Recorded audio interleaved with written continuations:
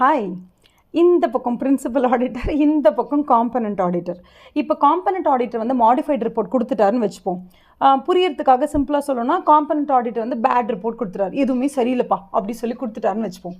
அப்படி கொடுத்துட்டா அதை இன்க்ளூட் பண்ணுற இந்த பிரின்சிபல் ஆடிட்டர் இருக்கார்ல, ஸோ பிரின்சிபல் ஆடிட்டர் பொறுத்த வரைக்கும் 50 பிரான்ச் இருக்கும். அந்த 50 பிரான்ச்சும் 50 டிஃப்ரெண்ட் பிரான்ச் ஆடிட்டர்ஸ் ஆடிட் பண்ணியிருப்பாங்க. அதோட ரிப்போர்ட்ஸ் எல்லாத்தையும் ஒரு வாங்கி கையில் வச்சு பார்ப்பார். அதில் 1-2 பிரான்ச்சோட ஆடிட்டர்ஸ் என்ன பண்ணியிருக்காங்க, அந்த பிரான்ச்சுக்கு மாடிஃபைட் ரிப்போர்ட் கொடுத்துருக்காங்கன்னு வச்சுக்கோங்களேன்.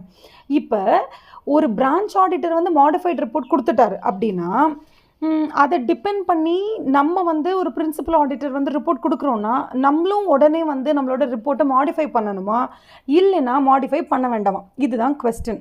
ஓகேவா? ஸோ ஆன்சர் என்ன அப்படின்னா, அந்த பர்டிகுலர் பிரான்ச்சை மட்டும் பார்த்த அந்த பிரான்ச் ஆடிட்டருக்கு அந்த இடத்துல நடந்த மிஸ்டேட்மெண்ட் வந்து மெட்டீரியலாக தெரிஞ்சுது. அதனால் அவர் அந்த இடத்துல மாடிஃபை பண்ணார் அவரோட ரிப்போர்ட்டை. இப்போ நீங்கள் என்ன பண்ணணும்னா 50 பிரான்ச்சையும் சேர்த்து தான் நீங்கள் கம்பைல் பண்ணி குரூப்போட ஃபினான்ஷியல் ஸ்டேட்மெண்ட்ஸ்க்கு நீங்கள் ரிப்போர்ட் கொடுக்க போகிறீங்க.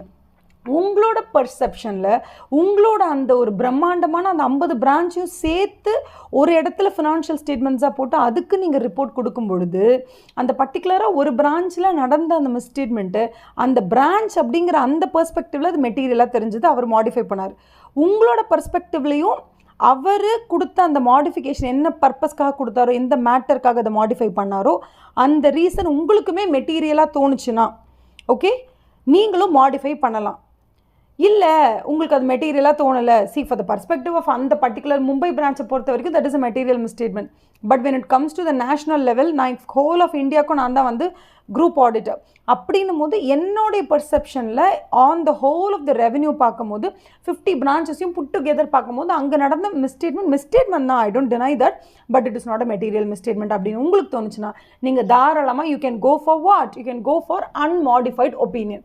ஸோ ஒரு காம்பனண்ட் ஆடிட்டர் மாடிஃபைடு ஒப்பீனியன் கொடுக்கறதுனால நீங்களும் மாடிஃபைடு ஒப்பீனியன் தான் கொடுக்கணும்னு எந்த அவசியமும் இல்லை. All the best.